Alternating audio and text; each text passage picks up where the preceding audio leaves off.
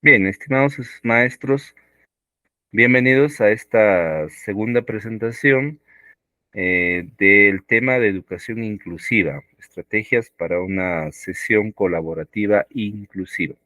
Bueno, en esta parte vamos a entrar en detalle de cómo podemos hacer cuando tenemos algún estudiante con alguna necesidad que vamos a mencionar, de hecho. Primero es necesario clasificar necesidades educativas, ¿no? Hay necesidades educativas especiales permanentes. En estas se presenta claramente esta necesidad a lo largo de toda la vida de nuestros estudiantes. Estas pueden variar, ¿no? Desde las discapacidades intelectuales, sensoriales, físico-motoras, hasta los trastornos de aprendizaje, del comportamiento.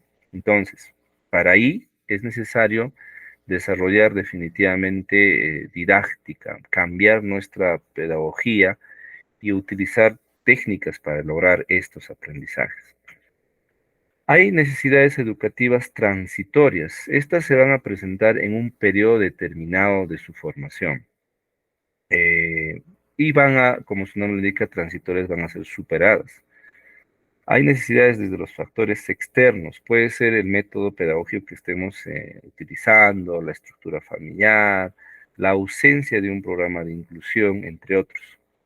Hay factores internos que hablan pues de la adaptación a un sistema educativo nuevo, la madurez del estudiante, etcétera. Aquí es necesario buscar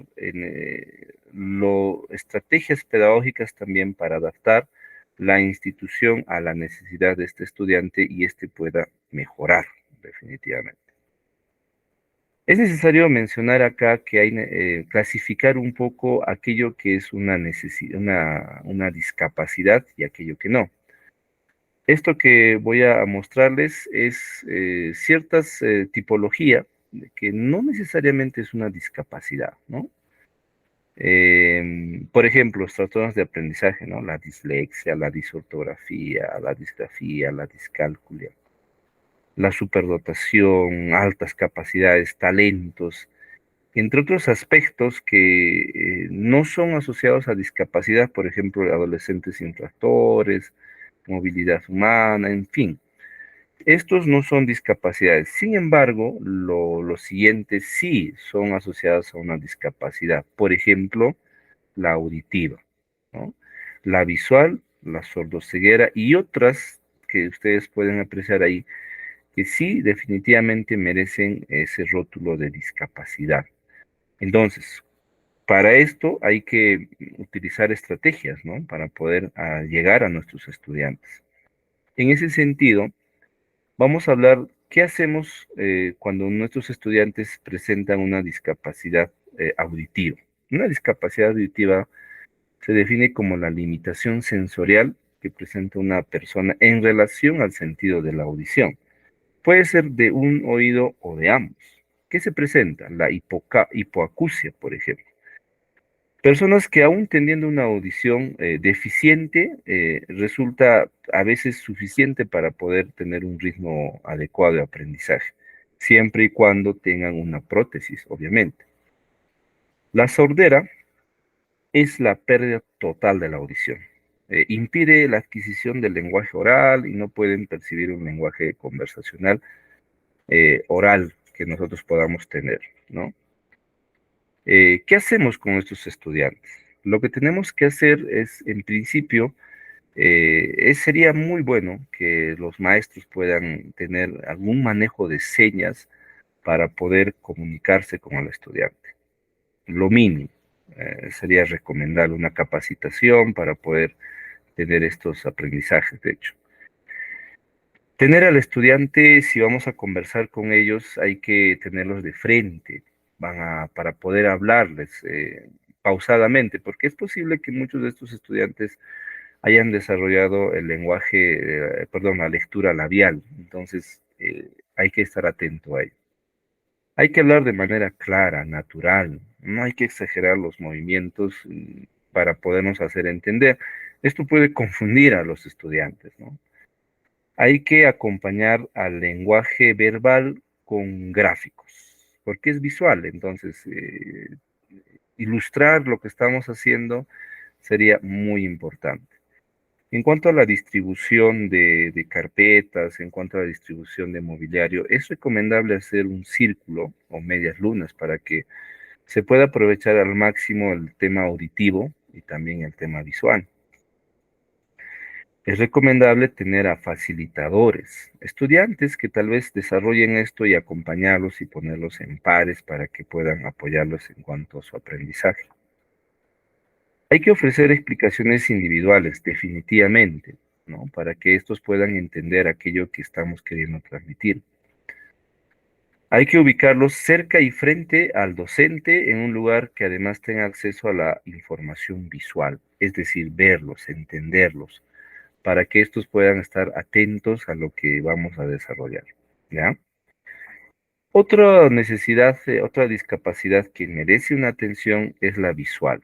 La discapacidad visual es la carencia, disminución o defecto de la visión, ya sean por causas congénitas o adquiridas. Bueno, tenemos dos tipos, ¿no? La ceguera total, que la visión no responde a ningún tipo de estímulo, y hay la baja visión, ¿no? Aquellos estudiantes que tal vez tienen una pérdida del campo visual y que necesitan de un corrector óptico para poder desarrollar su aprendizaje o su transitibilidad normal. ¿Qué hacemos con estos estudiantes? Primero, si los identificamos, definitivamente tenemos que guiarlos para que estos puedan reconocer el espacio en el cual estos se están desenvolviendo. Describirlos literalmente, porque puede causar tropiezo en ellos cualquier desconocimiento en cuanto a la distribución de materiales, me refiero. Muchos de estos estudiantes han desarrollado el lenguaje braille, entonces procurar que ellos entiendan esto definitivamente es bueno, y que el maestro tal vez tenga una capacitación en eso sería mucho mejor. Hay que ubicar al estudiante en una posición frente al pizarrón, de tal manera que se aproveche al máximo cualquier estímulo auditivo que pueda venir de todos lados, ¿no? Como les decía, si hay algún cambio en la distribución de aula, de mobiliario, hay que siempre comunicarlos, ¿no? Porque ellos entienden que algo está en un lugar y eso no va a variar. Por eso es necesario la distribución adecuada, fija en un lugar, ¿no? Hay que evitar que los expongan, de hecho, los estudiantes a riesgos que atenten contra su seguridad, por ejemplo, decía los muebles, las gradas, obstáculos, sobre todo al inicio. Después estos van a habituarse y ya no van a superar los problemas que tengan. En cuanto a estudiantes que tienen una baja visión, procurar siempre utilizar colores llamativos, claros, luminosos, para que ellos puedan, no solamente en la pantalla y en nuestras presentaciones, sino también en cuanto a la infraestructura, puede ayudarles bastante, ¿no? Ampliar los caracteres, maximizar las letras, los gráficos, para que ellos puedan atender y observar adecuadamente. Eso es para los estudiantes que tienen baja visión. Ahora bien, ¿qué hacemos para ya entrar al trabajo colaborativo? ¿Se puede hacer trabajo colaborativo con estos estudiantes? Sí, es más, es recomendable, porque una clase magistral en la cual solamente se limita a dictar y ofrecer conceptos, para un estudiante que tenga esta necesidad va a ser muy difícil. Por eso hay que darle una miradita a estos aprendizajes, estrategias que nos van a ayudar a un aprendizaje colaborativo, en la cual va a haber un grupo humano que va a respaldar a ese estudiante que tiene una necesidad, ya sea visual, ya sea auditiva. Entonces, por ejemplo, el storytelling es fenomenal para esto, en la cual el aprendizaje se basa a través de historias. Entonces, podemos adaptar lo que estamos enseñando para que estos puedan crear una historia y así socializarlo. Entonces, un estudiante que tiene alguna discapacidad, tanto visual o tal vez de otro tipo, pueda tener facilidades en ese sentido. El tándem es un tipo de una estrategia muy importante, muy necesaria para esto. Lo mismo que el debate, en la cual se generan puntos de vista, argumentos para poder sustentar su posición. La discusión controversial, el juego de roles, que no es sino entender alguna situación a través de ciertos roles que vamos asumiendo para poder comprender mejor la situación, la técnica de los 6 sombreros para pensar, en la cual el estudiante con discapacidad o sin discapacidad pueda también asumir un rol, un papel, una manera de pensar frente a una situación. El rompecabezas, los 6 zapatos para la acción, el Boost Group, entre otros, son estrategias colaborativas que debemos darle una mirada para poder desarrollar aprendizaje en ellos. La idea, estimados maestros, es poder generar inclusión en nuestros estudiantes a través de estas estrategias. Quedo muy agradecido con vuestra participación y vuestra presencia.